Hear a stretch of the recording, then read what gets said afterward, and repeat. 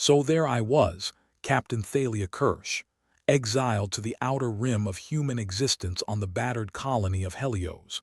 If the universe had an armpit, Helios was the sweat stain. Not that I was complaining got you demoted, and I was already hovering a hair's breadth above cosmic garbage collector. Captain, you might want to take a look at this, mumbled Sarge, my second-in-command and the human equivalent of a hangover. His voice was like gravel in a blender, but he was reliable. Not like that toaster on legs the fleet called an AI. I leaned over the console, squinting at the screen through a haze of recycled air that smelled faintly of regret and yesterday's rations. Holy crap, Sarge, is that a superlaser? Looks like it, he replied, deadpan. If it isn't, then someone's got one hell of a flashlight. We were staring at what used to be a solar farm, now retrofitted into something that could make the Death Star look like a nightlight. The power of 1,000 angry suns, harnessed for what? A backwater colony's coup de grace. I assume we're not supposed to have this, I asked, already knowing the answer. We were Earth's forgotten children, after all, banned from faster-than-light travel by the all-powerful alien coalition, the conclave of pious and probably annoying vegetables. Nope, Sarge said, scratching a 5 o'clock shadow that was perpetually stuck on 8 o'clock. But it's shiny and ready to make a statement. Great. Just what we need, an intergalactic incident in the making. Behind us, the rest of the crew was busy making the ship look busy. That's all we did these days, look busy. Real work was a thing of the past. The aliens saw to that by grounding us like naughty teenagers caught with our hands in the interstellar cookie jar. Captain, Sarge grunted, pulling up another screen. We've intercepted a message. Please let it be a distress call. I love those. The message wasn't a distress call. It was a rallying cry, a garbled transmission from Earth. Colony inhabitants, Earth needs you. FTL ban be damned, it's time to take back the stars. Someone's feeling nostalgic, I muttered. And suicidal. Think it's legit? Sarge asked. Who cares? I said, smirking. Let's pretend it is. It's not like we have anything better to do, unless you've finally figured out how to turn water into whiskey. Sarge chuckled, a rare sound that could scare small children and animals. Not yet, but I'm working on it. The idea of rallying felt as foreign to me as proper hygiene to a space pirate. Earth had abandoned us, and now they wanted us to fight their battles. Still, the thought of sticking it to the conclave had a certain appeal. All right, Sarge, I said, turning to face him. Prep the crew. We might as well see how deep this rabbit hole goes. With pleasure, Captain. Nothing like a bit of mayhem to wake up the senses. As Sarge lumbered off to spread the good word, I couldn't help but feel a twitch of excitement. Maybe it was the thought of FTL travel, the forbidden fruit of spacefaring. Or perhaps it was the thrill of taking the fight to the bastards who'd kept us in the cosmic kiddie pool. The rest of the crew gathered on the deck, a ragtag bunch of misfits who'd somehow survived on grit and sheer bloody-mindedness. Listen up, you lot, I barked, my voice slicing through the chatter like a knife through processed cheese. We've got a message from Earth. They want us to give the conclave a good kicking. About time, grumbled Lenny, our resident engineer, who was more machine than man these days. I'm sick of fixing leaks with spit and prayers. So what's the plan, Captain? Piped up Jenny, the mechanic with a penchant for explosives and a disregard for personal safety. We're going to see if this message is legit, then we'll decide if we're in or out.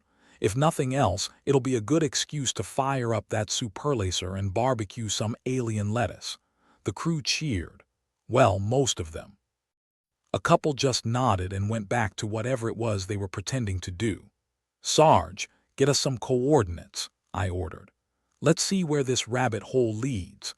The ship shuddered as we engaged the thrusters, a symphony of coughs and wheezes that would make a deathbed seem lively. I settled into my chair, watching the stars blur into lines as we broke free of Helios' gravitational grip. We'll need allies, Sarge said, ever the voice of unwanted reason. This isn't a one-ship job. Allies? Sure, let's just call up the local space mafia. I'm sure they've got nothing better to do, I replied, rolling my eyes so hard it was a wonder they didn't pop out. We'll cross that bridge when we vaporize it. The universe slipped past us, silent and vast, a constant reminder of just how small we were in this grand cosmic joke. Still, there was something exhilarating about defying the ban, even if it was a one-way ticket to a fiery oblivion. "Captain," Sarge called out, his voice barely audible over the hum of the ship. "We've got a ping." "That was quick," I said, leaning forward with an interest I usually reserved for finding a bottle of booze I'd hidden from myself. "It's coming from an abandoned mining colony," Sarge explained, grimacing at the holographic display as if it had personally insulted him. "Looks like we're not the only ones picking up the message."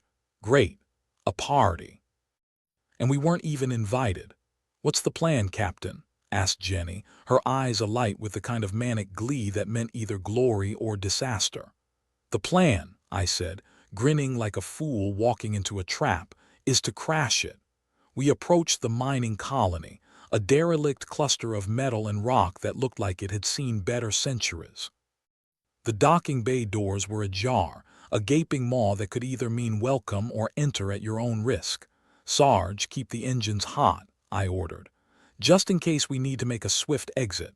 "Aye, Captain, but if we get into a scrap, I can't promise a graceful retreat." "Graceful is overrated," I said with a shrug. "I'll take not dead over graceful any day." We docked with all the subtlety of a brick through a window, the ship groaning in protest as it settled into place. The crew gathered at the airlock, weapons at the ready and nerves stretched tighter than a drum. The airlock hissed open, revealing a dimly lit corridor that smelled of rust and old promises. We moved cautiously, the sound of our footsteps echoing like gunshots in the silence. "Captain," Sarge whispered, pointing to a flickering sign. "Looks like the party's just down the hall." "All right, folks," I said, squaring my shoulders. "Let's crash this shindig and see what kind of trouble we can stir up." We found them in the control room, a motley assortment of humans and aliens, all gathered around a flickering hologram of Earth. "Looks like we're fashionably late," I said, stepping forward with a confidence I didn't feel. The room fell silent, eyes turning to us with a mixture of suspicion and curiosity. An alien with too many tentacles and not enough sense stepped towards us. "Who are you?" it demanded, its voice like nails on a chalkboard. "Just your friendly neighborhood troublemakers," I replied, flashing a grin that had been known to unnerve the bravest of souls. "We got your message," Sarge added, his tone as dry as a desert, "and we're interested." The alien regarded us for a moment, its eyes narrowing to slits. "You're either very brave or very stupid." "Why not both?" Jenny quipped, her fingers twitching eagerly at her sidearm. "We're here to see if this message is more than just hot air," I said, crossing my arms. "Earth wants a fight. We're listening." The alien nodded slowly, its skepticism giving way to something akin to respect, or maybe indigestion, it's hard to tell with aliens. "Then welcome," it said, gesturing to the hologram. "We have much to discuss." And so there we were, caught in the crossfire of a brewing rebellion, armed with nothing but wit, sarcasm, and a superlacer that might just make an alien salad if we played our cards right. As the discussions began, I couldn't shake the feeling that we were diving headfirst into a pit of vipers. But hell, if I was going to go down, I might as well do it with style. "Sarge," I whispered as the alien droned on about strategy and alliances. "Remind me to update my will." "Already done, Captain," he replied, a rare hint of humor in his voice. "But don't worry, if we're lucky we won't need it." Gathering a team of outcasts was a lot like herding cats if those cats were heavily armed, deeply suspicious, and prone to bite. Still, there was a certain charm to it, assuming you liked your charm with a side of ulcer. I elbowed my way through the crowded control room, which somehow smelled like burning circuits and cold coffee. Bringing a tech genius and a former diplomat into this mix was akin to tossing vinegar and baking soda into a volcano. Explosive, sure, but also compellingly unpredictable. Zephyr Torin, our tech virtuoso, was hunched over a console, hands moving with the kind of speed that only came from too much caffeine and not enough daylight. Zephyr had the social graces of a rabid raccoon, but the brain that came with it was worth its weight in gold. "Zephyr," I called, hoping not to startle him into frying the circuits. "You still hacking, or have you finally found that backdoor into the Conclave's banking system?" He snorted, not bothering to look up. "If I had, do you think I'd still be here slumming it with you lot?" "Point taken," I said, turning to Halcyon Dre, our former diplomat turned reluctant rebel. Halcyon had all the charm and charisma you'd expect from someone who could convince a death row inmate to smile for the camera. The fact he could do it without breaking a sweat was both impressive and mildly terrifying. "Dre," I said, leaning against the console, "you think you can sweet-talk an alien coalition into letting us break the FTL ban?" Halcyon smiled, a thin, sharp thing that was more knife than expression. "Captain, if I could sweet-talk my way out of Earth's bureaucracy, I'm sure I can handle a few grumpy vegetables." "Good, because I hear they're particularly leafy this time of year." Sarge, ever the practical sort, cleared his throat. "Captain, we've got a bit of a problem." "Of course we do," I sighed. "I'd be worried if we didn't." Sarge tapped the screen, pulling up a map dotted with red blips. "Those are surveillance drones. The Conclave's been watching us closer than a paranoid parent with a teenager. And I'm guessing they're not just looking for good TV shows," I grumbled. "Nope. Those drones are designed to enforce the FTL ban," Sarge explained. "They catch you breaking the rules and you get a one-way trip to oblivion." "Charming," I said. "So what's the plan?" "I assume you're not suggesting we host a bake sale to buy our freedom." Zephyr, still glued to his screen, piped up. "We use that shiny new toy of yours, the Superlacer?" I asked, raising an eyebrow. "We're talking about using a weapon designed to make stars look weak against a bunch of drones." Zephyr finally turned to face me, his face a mix of excitement and madness. "Why not? It's not like we have a lot of options. Because we might as well hang a sign on our backs saying, 'Come and get us before we screw up the universe.'" Halcyon leaned back, looking thoughtful. "It's a risk, but it's a calculated one. The drones are the eyes and ears of the Conclave. Blind them and we might have a shot." "A shot at what?" "Making things even more complicated," I countered. Sarge, ever the realist, grunted. "Captain, we're already neck-deep in cosmic manure. A little more won't make a difference." "And what if the Conclave retaliates?" Jenny chimed in, her voice unusually serious for once. "We're talking about poking a space bear with a very pointy stick." "Then we'll have to be ready to poke harder," I replied, trying to sound more confident than I felt. The room fell silent, everyone lost in their own thoughts, weighing the risks against the rewards. It was a gamble, sure, but one that promised either glory or a spectacularly stupid demise. "All right," I said, clapping my hands together to break the tension. "Let's say we go through with this. What's the plan?" Zephyr cracked his knuckles, the sound echoing in the silence. "We'll need to get close enough to the drones without getting spotted. Once we're in range, we let loose with the Superlacer." "And what happens if we miss?" I asked, though I already knew the answer. Jenny shrugged, a glint of excitement in her eyes. "We go down in a blaze of glory or stupidity. Take your pick." "Glad to see you're optimistic," I said dryly. Halcyon, ever the diplomat, sighed. "We can't afford to miss. If we do, the Conclave will know exactly what we're up to." "Then we better not miss," Sarge said, his voice carrying the weight of inevitability. "This is insane," I muttered, rubbing my temples in frustration. "And yet I can't think of a better option."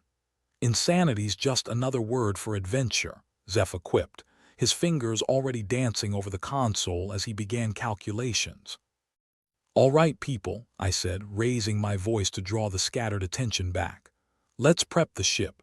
We're going to need every bit of luck, skill, and sheer dumb courage we can muster." The crew dispersed, each member heading off to prepare for what might be our last stand. As they left, I caught Halcyon's eye. "You think this is going to work?" I asked. His smile was cryptic but hopeful. "Captain, if it doesn't, at least we'll have a hell of a story." "That's what I'm afraid of," I muttered, watching him disappear into the corridors. With the crew prepped and nerves stretched tighter than a drum, we made our way to the docking bay. The plan was simple: get close, aim true, and pray the cosmic dice roll in our favor. As we approached the swarm of drones, I couldn't help but feel like a mouse sneaking into a trap, hoping the cheese wasn't poisoned. "Zephyr," I called over the comms. "How close do we need to get?" "Close enough to be uncomfortable," came the reply, laced with wry amusement. "Comfortable is for the dead," I muttered, steering the ship with a level of caution usually reserved for defusing bombs. Sarge kept an eye on the radar, watching the blips grow larger as we closed the distance. "We're right in the thick of it, Captain." "All right, let's do this," I said, trying to keep my voice steady. Zephyr lighted up. The hum of the superlaser charging filled the ship, a sound that promised both salvation and destruction. There was a certain majesty to it, the kind that made you feel small in the face of its power. "Here goes nothing," Zephyr muttered, pressing the final button. The superlaser fired, a blazing beam of light tearing through the void. It was a spectacle beautiful and terrifying, an exclamation mark in the dark expanse of space. "Did we hit anything?" I asked, breathless with anticipation. Silence stretched, filled only by the hum of the ship's systems and the muted tension of the crew. Then finally, Zephyr's voice crackled through the comms. "Direct hit," he said, and I could hear the grin in his voice. "The drones are toast." "We did it," Jenny whispered, disbelief and awe mingling in her tone. "We actually did it," Sarge confirmed, his voice carrying a rare note of pride. Relief washed over me, a wave that left me both exhilarated and exhausted. We'd taken a gamble, and against all odds it had paid off.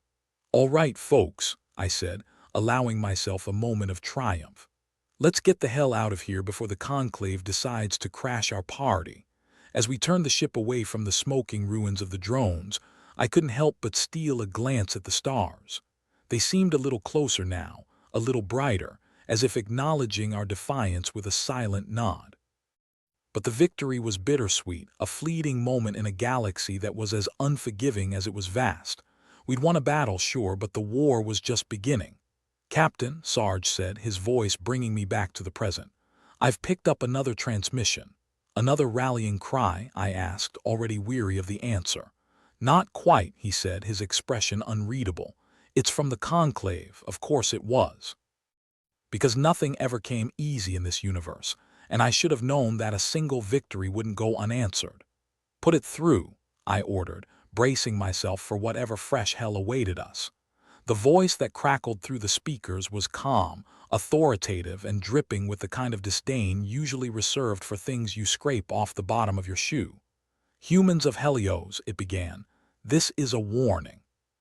Cease your activities immediately or face the consequences."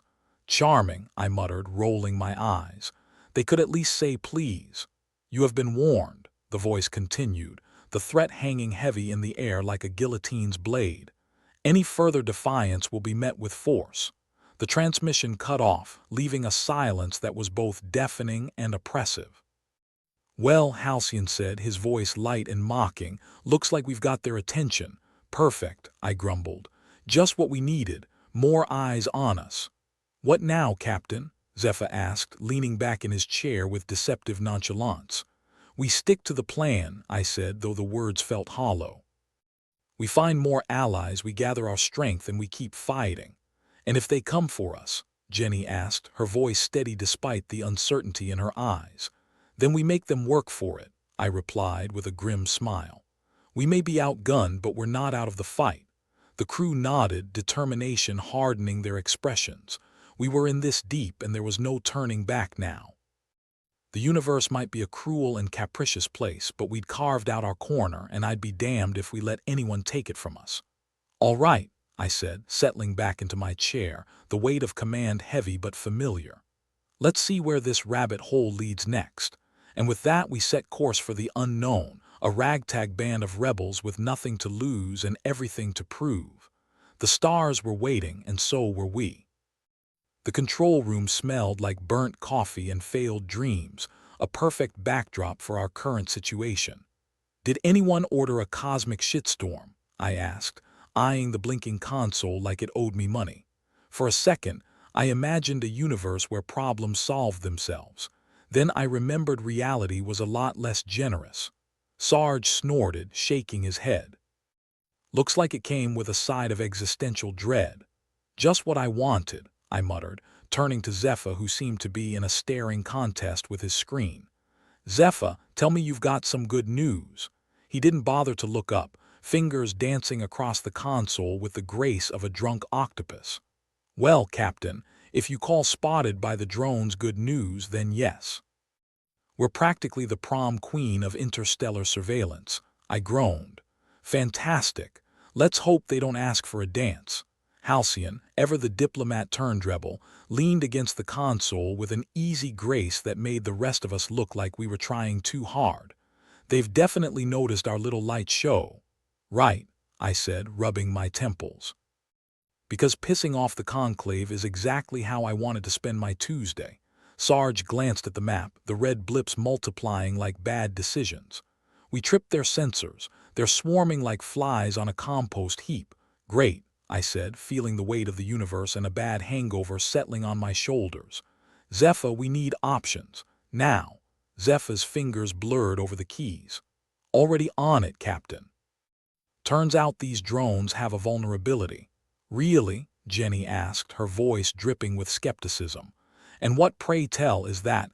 A fear of commitment. Zephyr grinned, his eyes glinting with the kind of mischief that usually preceded a disaster. Close. They're networked through a central node. If we hit that, it's lights out. And what are the odds of succeeding without getting ourselves vaporized? I asked, not holding my breath for an optimistic answer. About the same as winning the lottery while being struck by lightning, Zephyr said, shrugging. So, not great. Perfect, I said, sarcastically upbeat. Let's get this suicide mission on the road. Halcyon clapped me on the back, his voice carrying a dry amusement. You sure know how to rally the troops, Captain. It's a gift, I deadpanned before turning back to Sarge. Thoughts? Sarge scratched his chin, not one to rush headlong without considering the implications. We need to decide fast. The conclave's not known for their patience or mercy. Mercy. From the conclave, I laughed, a short, bitter sound. That's like expecting a hug from a cactus. Jenny was pacing, her boots echoing ominously against the metal floor. So, we're just supposed to waltz in and unplug their network. Sounds like a blast. And if it goes south? Halcyon asked, his voice steady but his eyes betraying a flicker of doubt. We improvise, I said, hoping the words sounded more confident than I felt. We've got the superlaser and we know how to use it. Zephyr's attention snapped back to the console, his face tightening with concentration. All right, folks, I've got a location for the node. It'll take precise flying to get there without triggering every alarm in the sector. Don't worry, I said, gripping the controls. I've got a steady hand and a complete disregard for personal safety. Halcyon raised an eyebrow, a half-smile playing on his lips. You sure you're not a closet adrenaline junkie? I snorted. I just like proving everyone wrong. With the plan set and the odds stacked against us, we prepared for the next step. The ship hummed with tension, each creak and groan of the metal a reminder of just how fragile we really were out here. As we closed in on the node's location, the atmosphere in the control room was thick enough to cut with a knife. Sarge kept his eyes glued to the radar, his expression a mixture of determination and resignation. Keep it steady, he said, voice low and urgent. We're threading a needle here. I can see that, I replied through gritted teeth, guiding the ship with the finesse of a surgeon wielding a scalpel made of duct tape and wishful thinking. Zephyr was muttering to himself, tapping furiously on his console. Almost there, just a bit more. And got it. What's the status? I asked, trying not to let the tension snap my concentration. Nodes within range, Zephyr announced, triumph in his voice. Time to see if my hacking skills are up to the challenge.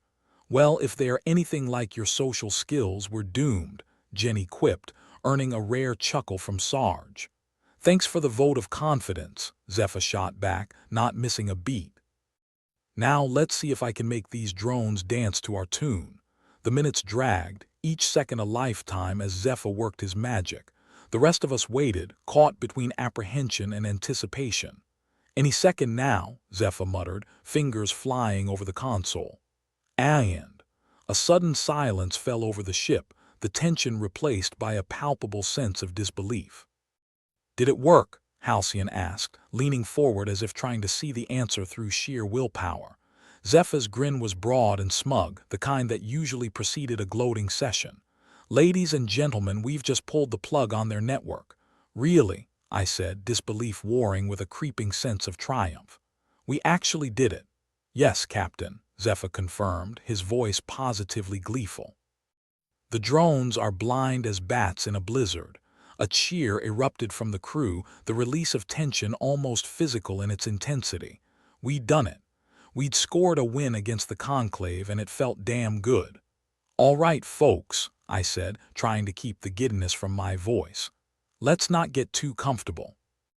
We still need to get out of here before they notice their flies are blind." As we plotted our escape, I couldn't help but steal a glance at the stars, feeling for the briefest moment like we might just have a chance in this cosmic game. But then, as if the universe had overheard our celebration and decided to rain on our parade, the ship's comms crackled to life. "Captain Thalia Kirsch," a voice in tone dripping with condescension, "you have made a grievous error." "Ah, crap," I muttered, recognizing the voice of the Conclave's envoy. "What do you want? You think you can defy us and go unpunished?" The voice continued, ignoring my question. "Your actions have not gone unnoticed." "Yeah, we kind of guessed that when you sent your nosy drones," I shot back, my irritation growing. The envoy's voice was smooth, almost amused. "You will meet your end soon enough, Captain. We will see to that." I cut the transmission with a decisive jab, not in the mood for further threats. "Well, that's just wonderful. We've got a bounty on our heads now." "Join the club," Zephyr said with a shrug. "Exclusive membership perks include sleepless nights and a shortened lifespan." "But hey, at least we still have each other," Jenny chimed in, flashing a grin. "Misery loves company, right?" Halcyon chuckled, shaking his head. "And what a miserable bunch we are." Despite the dire situation, a laugh escaped me, the absurdity of it all too much to ignore. We were rebels without a cause, a crew of misfits taking on the universe with nothing but a superlaser and sheer stubbornness. "All right," I said, taking a deep breath and forcing myself to focus. "Let's get the hell out of here before they send reinforcements." As we plotted a course for safety, my thoughts drifted back to the Conclave's warning. They were serious, and I knew we were living on borrowed time. But for now, we'd won a victory, however small, and in this unforgiving galaxy that was something worth celebrating. "Captain," Sarge said, breaking into my thoughts. "What's next?" I looked at my crew, their faces a mix of anticipation and defiance. We'd come far, and despite the odds, I knew we'd keep pushing forward. "We find allies, gather our strength, and keep fighting," I replied, my voice steady. "The Conclave won't know what hit them." And with that, we set our sights on the stars, ready to face whatever came next. Because in the end, we were human, and that meant never backing down. The control room still smelled like that burnt coffee. Or maybe it was just my nerves giving off the scent of charred defeat. Either way, nobody was in the mood to deal with the Conclave's kindergarten-level threats. We had bigger fish to fry, or maybe just one big, ugly fish, the drone relay station. And wouldn't you know it, our dear friend Zephyr had a plan. Or at least an idea that was as half-baked as his usual schemes. "All right, Captain," Zephyr said, taking a break from his usual banter with the console. "I've cracked into some intel about the drone relay station."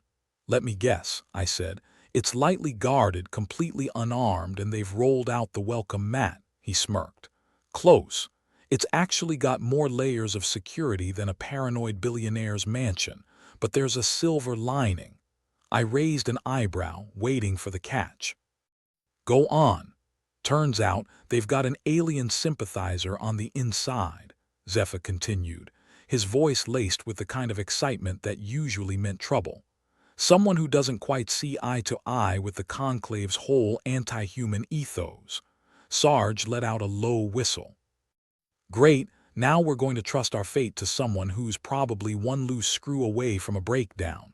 Sounds like our kind of ally, I said dryly. But beggars can't be choosers, especially when we're about to pull off a stunt this stupid. Halcyon cracked a grin, his diplomat's facade slipping slightly. Besides, what's the point of living if you can't gamble with your life now and then? Jenny, ever the skeptic, folded her arms. Yeah, because that's worked out so well for us so far. At least it keeps things interesting, I shot back.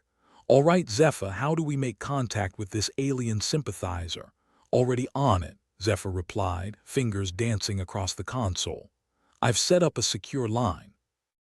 Just waiting for. Before he could finish, the comm panel lit up with a series of blips and whistles I'd learned to interpret as the alien equivalent of a ringtone. The screen flickered to life, revealing an alien face that looked like someone had merged a squid with a neon sign. I tried not to stare at the hypnotic, swirling colors of its skin. "Hello, humans," it said, the translator rendering its voice into something akin to a drunken choir. "You are the ones attempting to dismantle the drones, yes." I nodded, keeping my expression neutral. "That's us. Heard you might have some helpful intel." The alien made a noise that could have been a laugh or a burp. Hard to tell with these guys. Indeed, the relay station is vulnerable to a short power surge. You could use it to cascade a system failure. Sounds perfect, I replied, suppressing the urge to question why the Conclave couldn't design a more robust system. "What's in it for you, though?" The alien undulated slightly, which I guessed was their version of a shrug. "Let's just say some of us find the Conclave's methods distasteful." Zephyr leaned over, whispering just loud enough to be overheard. Translation: they pissed off the wrong squid. "Okay, Glowy," I said, addressing our new friend, "how do we cause this power surge?" "You will need to overload their main power conduit," it said, tentacles gesturing wildly. "I will send you the schematics." "Thanks, much appreciated," I replied. "And if we get caught," it made that burping laugh again, eyes glinting. "Then you will have even more enemies." "But that is the risk of rebellion, is it not?" "Fair point, I supposed." I nodded, closing the connection. "All right, team, let's prep for a joyride into the lion's den." Halcyon rolled his eyes but smiled, the kind that said he was in even if it was against his better judgment. And here I thought we'd have a boring afternoon. With the plan set, we gathered our wits and what little gear we had left. It wasn't much. A few explosives, a prayer, and the kind of blind courage only desperation could muster. We suited up, the familiar weight of the gear both a comfort and a reminder of the stakes. As we made our way to the ship's hangar, Sarge slapped me on the back. "You ever wonder why we keep doing this, Captain?" I snorted, glancing at him. "Because we're too stubborn to quit and too stupid to change." The ship's engines hummed to life, and as I took my place at the helm, I couldn't help but grin. "All right, kids, let's show those drones what a real party looks like."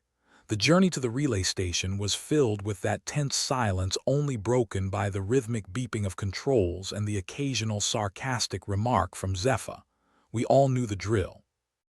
No need for unnecessary chatter, just focus and the occasional dark joke to keep the nerves in check. As we approached the station, the reality of our plan began to sink in. It loomed ahead like a colossal fortress, bristling with weapons and God knows what else. No turning back now. The odds were somewhere between grim and laughable, but then again, that was our sweet spot. "Keep it tight, everyone," I said, voice steady. "We're about to knock on the devil's door." Zephyr's hands danced over the console, initiating the sequence to mask our approach. "In position, just say the word." "Not yet," I replied, eyes fixed on the display. "Wait for it." We drifted closer, the station's massive bulk filling the viewport. If there was ever a time to regret one's life choices, this was it. But regrets were for people with time to kill, and we were fresh out of both. "Now," I barked, and Zephyr activated the cloaking signal. We sped toward the station, slipping through its defenses like a bad metaphor. The inside of the station was a labyrinth of corridors and blindingly bright lights. Everything about it screamed conclave efficiency, which was to say it was plain, cold, and devoid of any personality. We moved quickly, guided by the schematics our neon friend had provided. "How much further?" Jenny asked, her voice low but with that edge of impatience I knew all too well. "Not far," Zephyr replied, his tone surprisingly focused. "Just around the corner." The power conduit was as unimpressive as it was vital, a tangle of wires and control panels humming with energy. Zephyr set to work and the rest of us formed a loose perimeter, keeping our fingers crossed that the alien's intel was good. "How's it looking?" I asked. "Like a bowl of spaghetti," Zephyr muttered, "but I think I've got it." Of course, that's when things started to go sideways. An alarm blared, the kind that made you want to crawl into a hole and reconsider your life choices.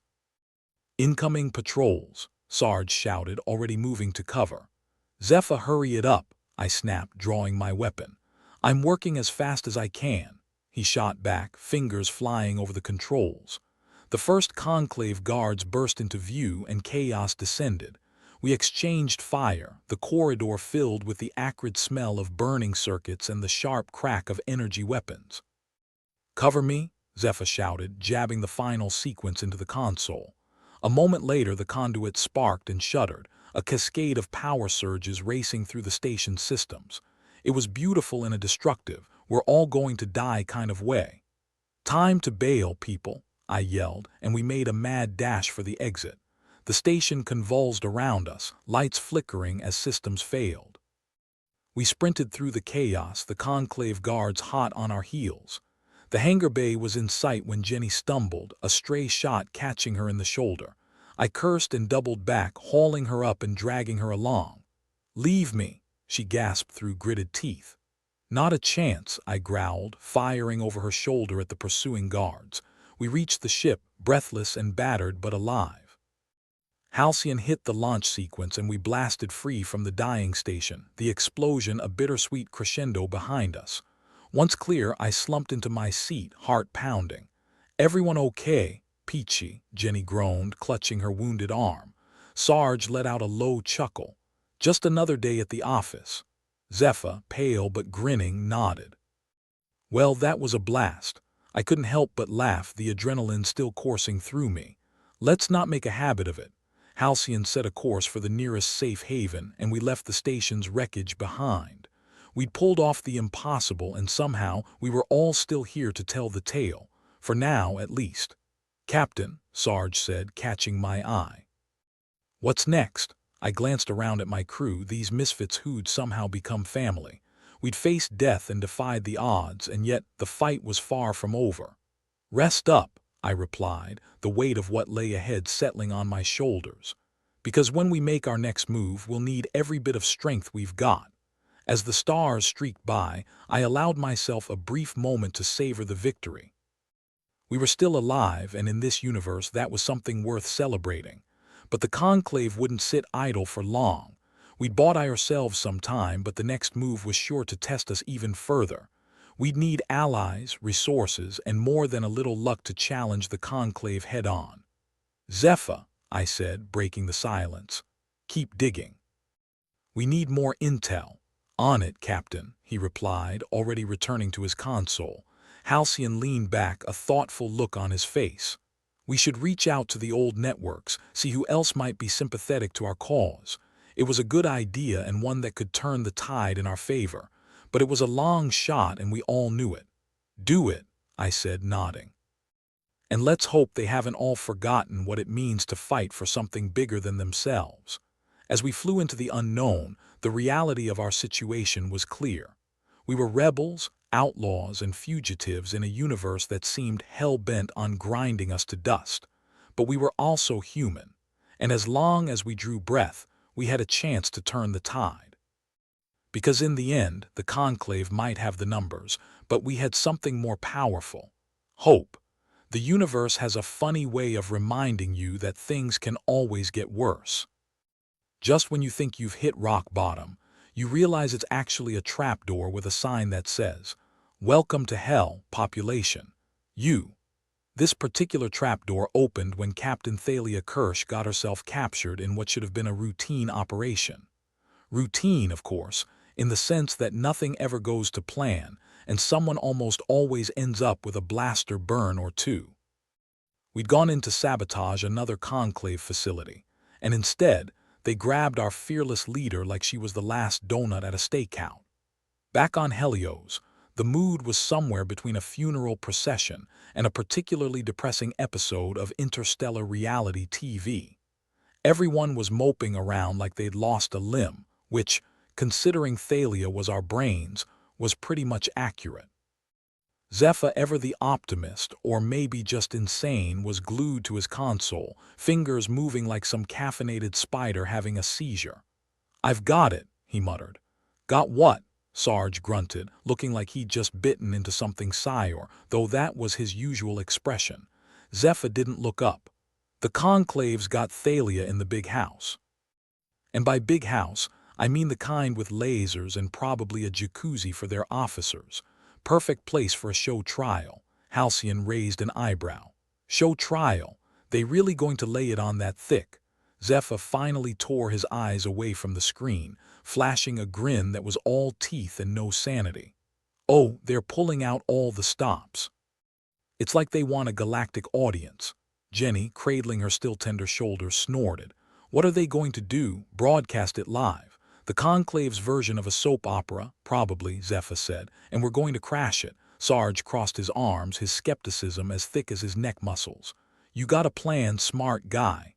"Isn't it obvious?" Zephyr replied, his grin only widening. "Stage a jailbreak.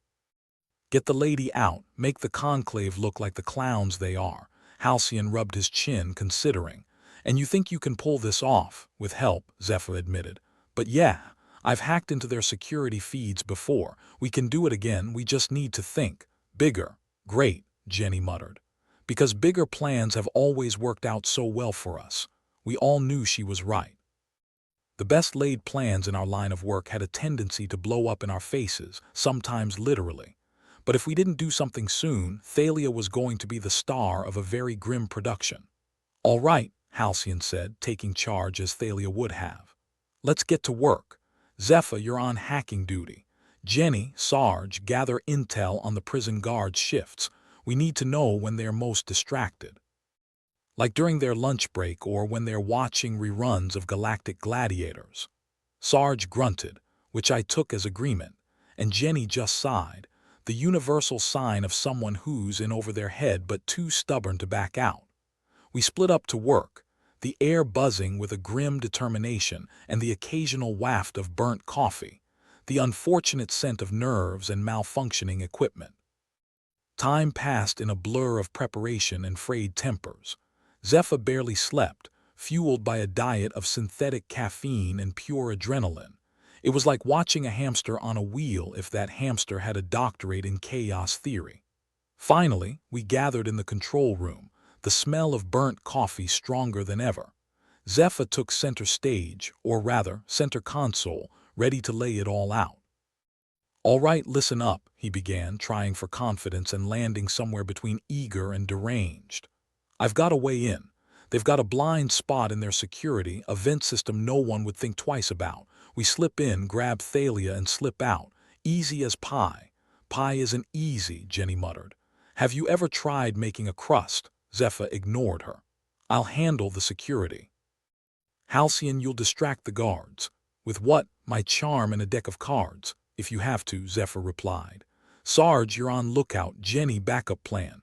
"And what's the backup plan?" Jenny asked, though her tone implied she already knew she wouldn't like the answer. "Run like hell," Zephyr said deadpan. "Of course it is," she sighed. The plan was about as solid as a pile of sand, but it was all we had. And with Thalia's show trial looming, we were running out of time. As we suited up, I could feel the tension crackling in the air. It was the kind of tension that made you crack jokes just to hear someone laugh, because God knows there wasn't much else to be cheerful about. "Hey, Zephyr," Sarge said, as we checked our gear.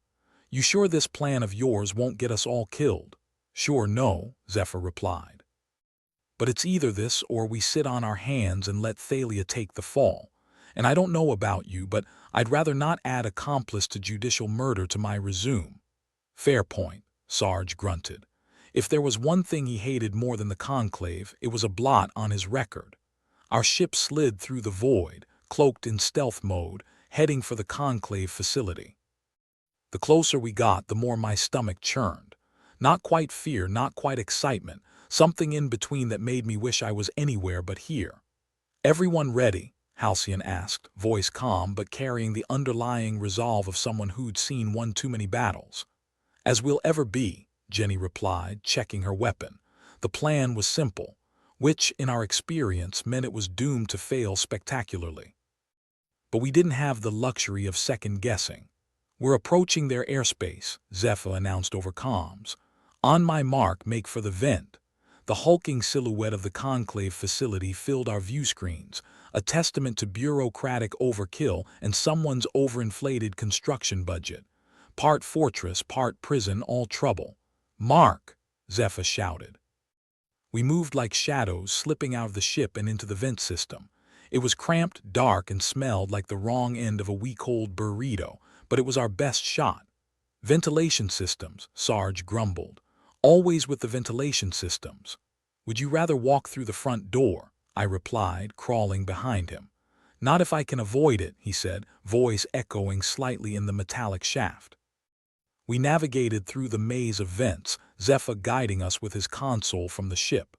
The path twisted and turned, each junction a reminder that we were at the mercy of Zephyr's hacking skills. "All right, you're close," Zephyr's voice crackled in our ears. "Next opening should drop you right above the cell block." Jenny peered through the grating, eyes narrowing. "I see her. Thalia's in there, all right. And she's not alone." We could hear the guards' muffled conversation through the vent, a mix of boredom and bad jokes. Perfect. Bored guards are the best kind, less attention on us. "Okay, Halcyon," Zephyr said. "Do your thing, time to shine." Halcyon nodded, slipping out from the vent and into the open. He approached the guards with a confidence that made you believe he could talk anyone into anything, even joining a rebellion on a bad day. "Good evening, gentlemen," Halcyon said, flashing his trademark smile. "I hear there's a poker game going on in the rec room. Thought you might be interested." One of the guards, a beefy brute with a face like a bulldog that had chewed a wasp, glanced at his partner. "Poker game. Seriously, high stakes," Halcyon continued smoothly. "And I heard the winner gets more than just bragging rights." The guards exchanged looks. It was the kind of look that said they were weighing the risk of abandoning their post against the lure of a card game and whatever benefits came with it. "All right," said the bulldog-faced one finally. "But if I come back and find out you're pulling something, I'll make sure you regret it." "Wouldn't dream of it," Halcyon replied with a wink. As the guards shuffled away, Halcyon motioned us forward. We dropped from the vent, landing soft as a whisper. Thalia was behind an energy shield, looking more annoyed than terrified, which I took as a good sign. "Well, if it isn't my rescuers," she drawled, managing to sound both amused and exasperated. "Took you long enough." Zephyr fiddled with the control panel, sweating bullets as he tried to disable the shield. "They really need to update their security," he muttered. "These codes are ancient." "Tell them that later," Thalia replied. "Preferably after we're out of here." The shield shimmered and vanished, and Thalia stepped out, rubbing her wrists as if shaking off the last vestiges of captivity. "You guys sure know how to make a girl feel special," she said. "Don't get too comfortable," I told her. "We still have to get out." "Right," she nodded, slipping into her usual role without missing a beat. "Let's move." We retraced our steps, moving quickly through the ductwork, the sound of distant alarms hinting that the guards had caught on to the game after all. "Zephyr, we're on our way out," Halcyon said over comms. "How's it looking topside?" The line crackled with static, then Zephyr's voice came through. "Hurry up. They've noticed something's off and they're starting to lock down the exits." We scrambled through the vents, adrenaline pushing us faster. The facility was waking up, the mechanical hum of security systems coming to life all around us. "We need to move," Jenny shouted, urgency in her voice. We reached the ship just as the first security droids appeared, their sleek forms emerging from hidden alcoves like predatory birds of prey. Zephyr had the engines roaring before the hatch even sealed, and we shot out of the hangar bay like a bat out of hell. "Everyone in one piece?" I asked, once we were clear. "More or less," Thalia replied, her voice a mix of relief and disbelief. "I owe you guys one. You can pay us back once we're safe," Sarge said, finally relaxing into his seat. Zephyr glanced up from his console, eyes gleaming with the thrill of surviving one more impossibility. "Well, that was fun. We should do it again sometime." "How about never?" Jenny suggested, her tone dry as a desert planet. We flew through the vast emptiness of space, the stars above us like silent witnesses to our escape. Thalia was back where she belonged, and as we left the Conclave's clutches behind, the weight of the world seemed just a little bit lighter, even if only for a moment. But the fight was far from over. We were just getting started, and the Conclave wouldn't forget this latest embarrassment. There would be hell to pay, and we'd be the ones collecting the tab. For now, though, we were together, and in this twisted, uncaring universe, that was a victory all its own. The ship hummed beneath us like a cat in a sunny patch, a brief moment of peace before the impending storm. We had Thalia back, but the looming shadow of the Conclave meant we couldn't bask in victory for long. "All right, genius," Thalia said, turning her attention to Zephyr, who was tweaking something on his console with the intensity of a surgeon performing a last-minute lobotomy. "What's our next move?" "Funny you should ask," Zephyr replied, not looking up. "I've got a little something cooked up in that overstuffed cranium of mine. We'll need to hit their FTL jammers with the superlaser. It's risky, bordering on suicidal, but it's our best shot." "Great," Sarge grunted. "When do we ever do things the easy way? I thought we were all about making the galaxy a more interesting place," Jenny quipped, rolling her eyes. Halcyon cleared his throat, drawing everyone's attention. "Before we dive headlong into another life-threatening escapade, let's consider the bigger picture. The Conclave won't just let us waltz in and out with Thalia. They'll be watching. Thalia smirked.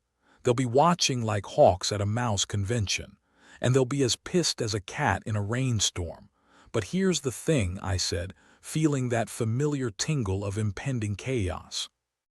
"If we take out their jammers, it opens up a gateway for us, and any other poor sods stuck under their thumb, to move freely again." Jenny leaned back, tapping her chin thoughtfully. "And with the superlaser, we can do a hell of a lot more than just open a door." "Exactly," Zephyr said, now fully in his element. "We hit them where it hurts, and suddenly we're not just annoying pests.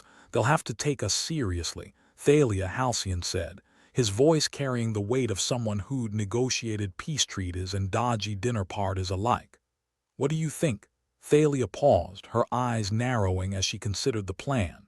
"I think," she said slowly, "we've got a fighting chance. But if we screw this up, we're toast. And not the good kind with butter."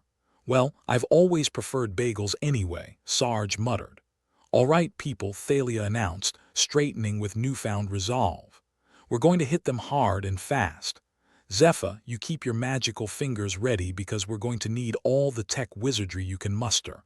"On it, boss," Zephyr said with a grin that was either confident or completely ludicrous.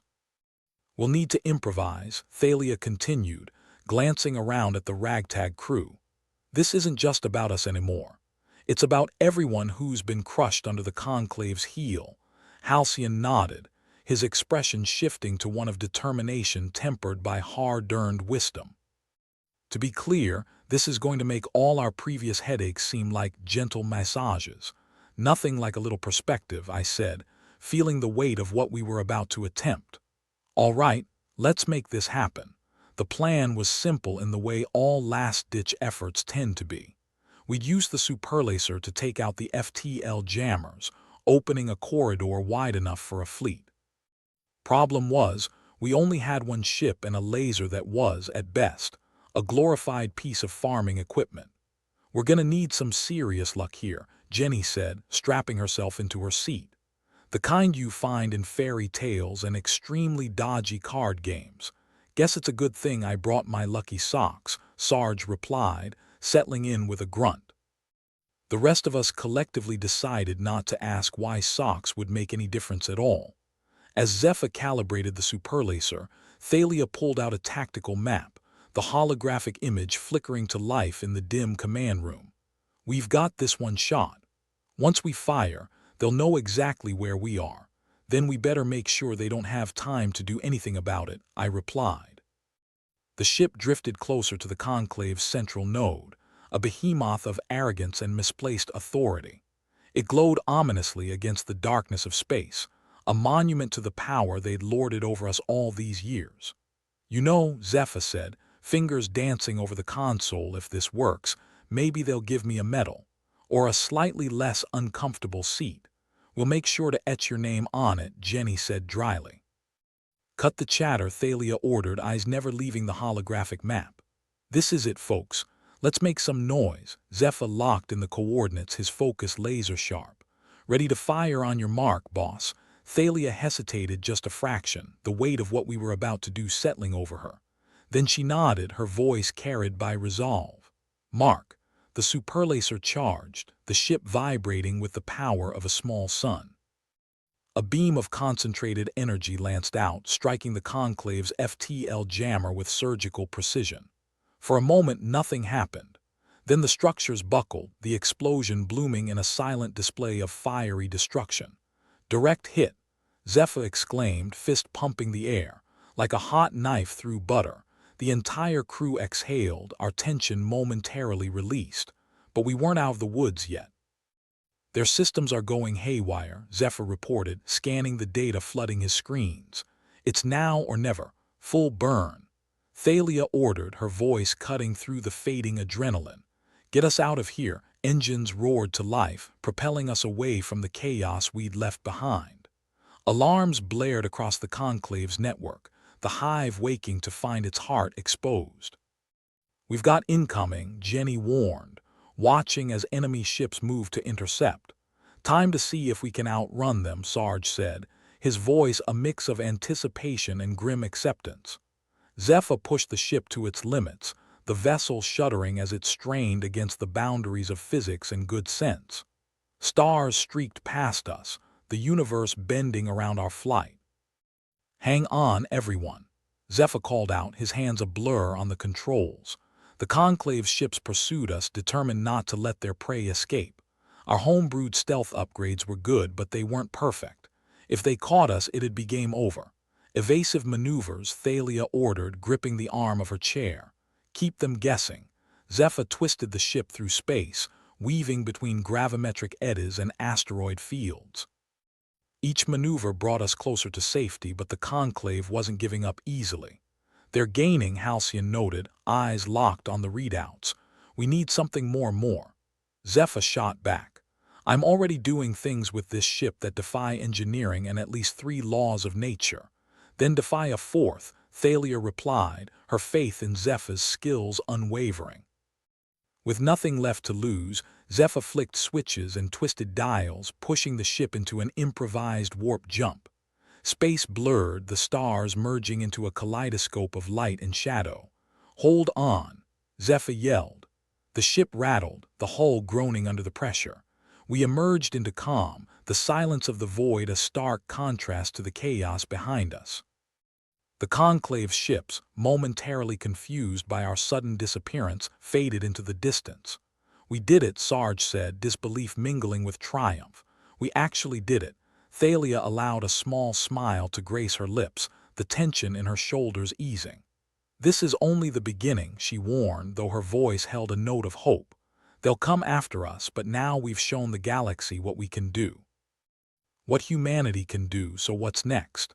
Jenny asked, her expression a mix of exhaustion and anticipation. "We regroup," Thalia replied, her gaze turning to the stars. "And then we fight back with everything we've got." There was a moment of silence, the enormity of what lay ahead settling over us. But for the first time in what felt like forever, it didn't feel like an impossible wait. It felt like a challenge we were ready to meet head-on. "Let's get to work," Zephyr said, already reviewing the data from our escape. "Because something tells me we're going to need all the tricks we can muster." "Tricks?" I asked with a smirk.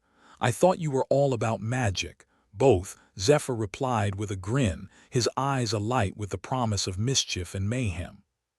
Together, we set course for the unknown, ready to make the Conclave wish they'd never underestimated the tenacity of a few stubborn humans. After all, it wasn't just about survival anymore. It was about showing the universe that we weren't going anywhere.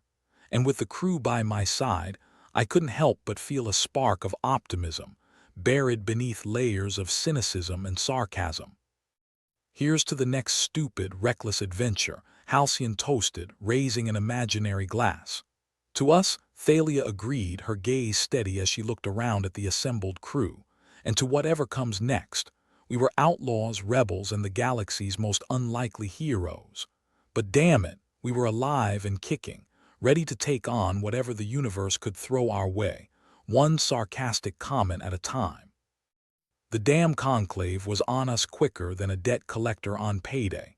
The ship's alarms screamed their discontent, a chorus of impending doom, as the enemy fleet closed in. We'd pissed them off something fierce with our little superlaser stunt, and now they were coming for us like we'd just insulted their mothers. Zephyr, give me a status update or I swear I'll put you in a corner with a dunce cap, Thalia barked, her eyes glued to the chaotic mess of readouts blinking angrily on the console. Zephyr, flipping switches like he was playing the galaxy's most intense whack-a-mole, didn't even look up. We've got a fight on our hands, Captain. They're throwing everything they've got at us, fighters, frigates, and what looks suspiciously like a very angry toaster. Great, I muttered, glancing out the viewport at the swarming mass of ships. Last thing I needed today was a domestic appliance with an attitude. Get over it, Captain, Jenny chimed in, her voice dripping with sarcasm as she calibrated the ship's defense systems. Stereotypical household rebellion seems to be the least of our worries. Sarge, never one to be outdone in the cynicism department, grunted from his seat. First we get a superlaser, and now we've got an army of flying toasters. What's next? A blender with a death wish. Focus, people, Thalia interrupted, her voice a razor-sharp reminder of the task at hand. Zephyr, plot us a course out of this hellhole. Halcyon, keep those shields up. We're not going down without a fight. Halcyon nodded, his diplomatic facade discarded like an expired peace treaty. Just once, I'd like to negotiate my way out of a firefight. But I suppose this'll have to do. The ship shuddered as enemy fire raked across the shields, the impact reverberating through the deck. My teeth rattled in my skull, a percussive reminder that we were one wrong move away from becoming space debris. Evasive maneuvers, Thalia ordered, her voice steady, though the tension in her shoulders belied her calm demeanor. Zephyr twisted the ship through the oncoming barrage, the controls a blur under his deft hands. Easier said than done, boss. These guys aren't playing fair. No kidding, Jenny said, her fingers flying as she diverted power to the aft shields. It's like they didn't get the memo about chivalry in space combat. Guess we'll have to remind them, Thalia replied, her smile grim. Zephyr, on my mark, take us through that asteroid field. What asteroid field? I asked, just as a cluster of space rocks loomed into view, jagged and treacherous. That asteroid field, Thalia said with a nod. Of course, because why make it easy when we can make it suicidal? I quipped, bracing myself as Zephyr executed a gut-wrenching dive into the rocky chaos. The Conclave's ships hesitated, their pilots clearly not keen on following us into a natural obstacle course of death and dismemberment. It bought us a precious few seconds, but not much more. Okay, we've got a bit of breathing room, Halcyon said, scanning the rapidly shifting tactical display. But it won't last. They'll circle back. Then we need to hit them where it hurts, Thalia declared, her eyes sparking with defiance. Zephyr, how's that superlaser looking? Charging up, but it's not exactly ready for another round of fireworks, Zephyr admitted. I mean, it's a miracle it didn't fry itself the first time. Then consider this a miracle on repeat, Thalia said, her voice firm. We'll draw them in, and when they're close enough, we'll give them a taste of their own medicine. Hope you like your medicine with a side of fiery explosion, Sarge added, checking over his weapons with a practiced eye. As we circled through the asteroid field, the Conclave's ships regrouped, their pilots steeling themselves for another assault. They advanced like a swarm of angry hornets, each vessel brimming with lethal intent. "Here they come," Jenny warned, her eyes narrowing as she adjusted the targeting systems. "Let's hope they brought their own marshmallows," I said, a dark grin spreading across my face. We're about to light a fire. The first wave of enemy ships surged forward, their weapons blazing. We dodged, ducked, and weaved through the chaos, the ship an extension of Zepha's will as he danced it through the maelstrom. But the Conclave wasn't giving up. They pressed harder, determined to swat us down. "Zepha now," Thalia shouted, timing her command with the precision of a master conductor. The superlaser roared to life, its energy beam slicing through the void with ruthless efficiency. The FTL jammers stood no chance, their destruction a magnificent display of light and sound that shook the very fabric of space. "Direct hit," Zepha shouted, his voice a mix of triumph and disbelief. For a moment, the battlefield was silent, the Conclave's forces stunned by the sheer audacity of our attack. Then chaos erupted as their ranks broke, ships scattering in disarray. "We did it," Thalia said, a fierce pride in her voice. "The jammers are down, but we're not done yet," Halcyon cautioned, pointing to the remaining enemy ships regrouping for a counterattack. "They're not going to take this lying down." "Then we hit them again," Thalia replied, her resolve unshakable. "Jenny, Sarge, keep those guns hot." "Zepha, get us in position." As the Conclave's forces rallied, we struck with everything we had. No longer bound by the jammers, our ship danced through their ranks, a phantom of vengeance, while the superlaser fired in devastating bursts. "Looks like they're finally taking us seriously," Jenny observed, a satisfied gleam in her eyes as she unleashed another volley of laser fire. "About time," I replied, my own grin matching hers. "Maybe now they'll think twice before messing with humans, or not think at all," Sarge said, as another enemy ship disintegrated under our assault. In fairness, they never struck me as the brightest bulbs in the cosmic chandelier. The Conclave's fleet wavered, their confidence shaken by our relentless assault. They'd underestimated us, and now they were paying the price. "Keep up the pressure," Thalia urged, her eyes never leaving the tactical display. "We've got them on the run." With their formation broken and their jammers reduced to scrap, the Conclave's ships fell back, retreating from the field as we pursued, striking with the precision of a surgeon. "Is it me?" Zepha mused, deftly guiding the ship through the retreating enemy. "Or do these guys look a little less smug now?" "Smug doesn't suit them," Halcyon replied, his own voice laced with satisfaction. "Especially when they're running with their tails between their legs."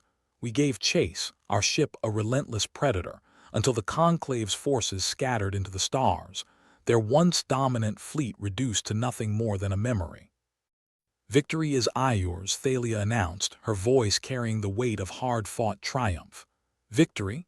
I echoed, leaning back in my seat with a mix of exhaustion and pride. I prefer to call it an educational experience. For them. With the Conclave's hold broken, the galaxy was open to us once more. We'd won the day, but the war was far from over. There were still battles to be fought, alliances to forge, and a whole lot of trouble to cause. But for now, we would savor our victory, knowing that our defiance had sparked a fire that would spread through the stars, igniting hope in those who had long given up. "Here's to pissing off the Conclave," Sarge toasted, raising an imaginary drink. "And to our next reckless adventure," Jenny added, a mischievous twinkle in her eye. "To us," Thalia agreed, her gaze sweeping over the crew. "The galaxy's most wanted." As we set course for the unknown, I couldn't help but feel a surge of anticipation. The universe was vast and filled with possibilities, and we were ready to take whatever it threw our way. "Time to make some noise," Thalia said, her voice firm with determination. "Music to my ears," Zepha quipped, his hands already dancing across the controls. Together, we launched into the stars, the promise of new horizons beckoning us forward. We were outlaws, rebels, and the galaxy's most unlikely heroes. But one thing was certain, we were far from finished. The universe had better brace itself, because we were ready to make a mark that wouldn't be forgotten. The ship hummed with the kind of victorious energy you'd expect after winning a fight against overwhelming odds. Or maybe that was just the leftover adrenaline making my ears buzz. Either way, we were alive, and the conclave was off licking its wounds somewhere in a distant sector. You'd think they'd have better hobbies than pestering humans, but here we are. Thalia was standing in the center of the control room, looking as close to pleased as a seasoned captain could after what we just pulled off. The air still smelled like burnt coffee, though it was possibly due to nerves, or the fact that Zephyr had once again used the coffee maker to test his homemade explosives. Either way, the control room had a unique aroma that screamed home in the most dysfunctional way possible. "So what now?" Sarge asked, leaning back in his chair with a theatrically exaggerated sigh. "We've pissed off the galaxy's version of space nuns and blown up half their toaster collection. What's next on our to-do list?" "Rebuilding," Thalia replied, her words carrying the weight of our recent struggles. "We've got a galaxy to piece back together. Earth and its colonies need to find their feet again." "Great," Zephyr said, still fiddling with the console like it owed him money. "Because if there's one thing I love more than dodging death rays, it's playing intergalactic handyman." Halcyon, ever the diplomat, leaned against the bulkhead with a weary smile. "We've given people hope, though. That's something. Maybe enough to get them off their asses and doing something productive for once." "Big ask," Sarge snorted. "Humans are notoriously good at sitting around moaning about problems rather than fixing them." "True," Jenny said, her fingers tapping rhythmically on the control panel. "But we've got momentum. We've shown them it's possible to stand up to the conclave. And live to tell the tale," I added, though my tone was as dry as Martian sand. "Assuming the conclave doesn't come knocking again with a bigger, angrier fleet next time." "Let them try," Thalia said. The fire in her eyes was enough to make even the most hardened of enemies think twice. "We've proven we can handle ourselves." Optimism. "Nice change of pace," Zephyr mused, his voice laced with sarcasm.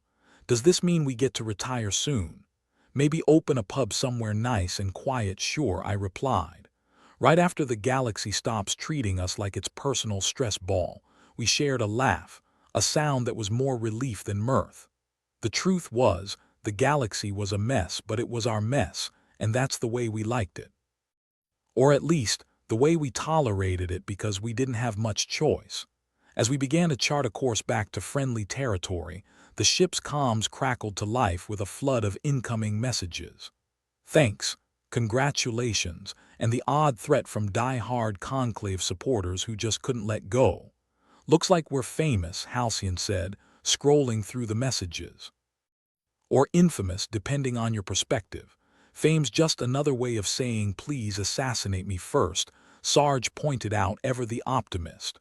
"Or," Jenny countered, "it means people might actually listen to us." "Now there's a terrifying thought," Zephyr said, half under his breath. It was true, though. For better or worse, our little band of rebels was now a symbol. A sign that humanity wasn't just going to roll over and let the conclave dictate all the rules. It was about time someone reminded the universe that we were more than just an inconvenience to be managed. The ship's alarms gave a half-hearted beep, a reminder of the damage we'd sustained. It'd take some time to patch things up, but we'd been through worse. A few scrapes and bruises were nothing new for us. "Let's get the FTL drive back online," Thalia instructed. "We'll need to move fast once word gets out about what we've done."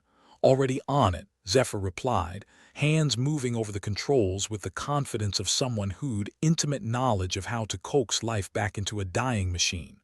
"Won't be long now." "Good," Thalia said, glancing around at her crew. Her family. "We've got work to do." As we worked, I found myself thinking back on the journey that had brought us here. The fights we'd won, the losses we'd suffered, and the moments of doubt that had nearly broken us. But through it all, we'd stuck together. Because when the universe is out to get you, there's no one you'd rather have at your back than the people who've been through the fire with you. "Hey, Captain," Sarge said, breaking my reverie. "You think they'll remember this day?" I considered it, the weight of history settling on my shoulders. "Depends. People remember what they want to remember. The important thing is we remember, that we keep fighting for what's right." "Cheers to that," Jenny said, lifting an imaginary glass in salute. It wasn't quite a toast, but it was enough. The ship lurched slightly as the FTL drive hummed to life, ready to catapult us back into the unknown. Homeward bound, or at least as close to home as we could get in this vast, ever-changing galaxy. "Coordinates set," Zephyr announced, leaning back with a satisfied grin. "Next stop, a new chapter." And with that, the ship surged forward, leaving behind the wreckage of what had been and heading toward the promise of what could be. The journey back was filled with the kind of quiet reflection that comes after engaging in a near-suicidal mission and surviving. Each of us processing the events in our own way, the relief of victory tempered by the knowledge of the road ahead. "Think they'll throw us a parade?" Halcyon asked, eyes half-closed as if he could already see the streamers and hear the applause. "Doubt it," Sarge said, adjusting his cap. "More likely they'll send us a bill for all the damage." "Well, if they do," Jenny interjected, "we'll just send it back. Address it to the conclave of pious and probably annoying vegetables. Postage due." The laughter that followed was genuine, even if it was at our own expense. Because that's all part of the human condition, isn't it? Finding humor in the darkest places, a light in the blackest voids. Once we docked at Helios, the mood shifted, a palpable tension in the air as we stepped back into the familiar surroundings. Faces greeted us with a mixture of awe and disbelief, as if we were some mythical creatures returned from legend. "Heroes, they're calling us," Thalia muttered as we walked through the station, the weight of expectation settling heavily on her shoulders. "Dangerous word, that," I replied. "Heroes tend to have short lifespans in our line of work, but longer memories," Halcyon added, ever the diplomat. "Speaking of memories," Zephyr said, gesturing toward a group of reporters clamoring for our attention. "Looks like we've got some storytelling to do." Thalia sighed, the kind of resigned acceptance you'd expect from someone who knew this was coming but still hoped it wouldn't. "All right, let's go tell our tale. And try not to embellish too much. No promises," Zephyr grinned, ever the rogue. We faced the crowd, each of us playing our part in the narrative that would undoubtedly grow with each retelling. But beneath the smiles and the carefully crafted words was the understanding that this was far from over.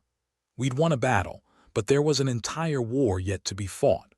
One we'd have to tackle with every ounce of cunning, bravery, and stubbornness we could muster. As the day wore on and the crowds began to disperse, we found ourselves in a quiet corner of the station, finally able to breathe without a dozen microphones being shoved in our faces. Thalia looked around at us, her gaze steady and full of unspoken promises. "We've got work to do. But for now, let's take a moment to appreciate what we've accomplished." "To victory," Sarge toasted, raising an actual glass this time. "And to the chaos we've unleashed," Zephyr added, his grin as irrepressible as ever. "To us," Halcyon said, his voice a quiet testament to all we'd endured. And as we sat there, surrounded by the remnants of a battle hard won, I couldn't help but feel a flicker of hope. Because for all the challenges that lay ahead, we had each other. And that, as they say, was worth fighting for. The galaxy was vast and full of threats, but it was also full of possibilities. And with the FTL ban lifted, the universe was ours to explore once more. To rebuild, to forge alliances, and to stand strong against whatever came next. "Ready for the next adventure?" Thalia asked, her eyes glittering with the kind of determination that could move mountains, or planets as the case may be. "Always," I replied, feeling the familiar thrill of anticipation. "After all, we've made a habit of defying the odds." "With style," Jenny added, winking. "Never in doubt," Sarge said, though the smile tugging at his lips told a different story. Together we faced the stars, ready to light up the night with our defiance. The universe was a dangerous place, but we were ready to take it head-on with all the humor, sarcasm, and irreverent spirit we could muster. Because when the dust settles and the echoes of battle fade, it's not the weapons or the ships that matter most. It's the people standing beside you, willing to face the impossible with a grin and a defiant laugh. And so, with one last look at each other, we set our sights on the future, ready to make our mark on a galaxy that would never forget us. Nor we it. To the galaxy's most wanted, Thalia announced, raising her glass high. And with that, we launched into the stars once more, daring the universe to throw its worst at us. Because we were ready, and we were far from finished,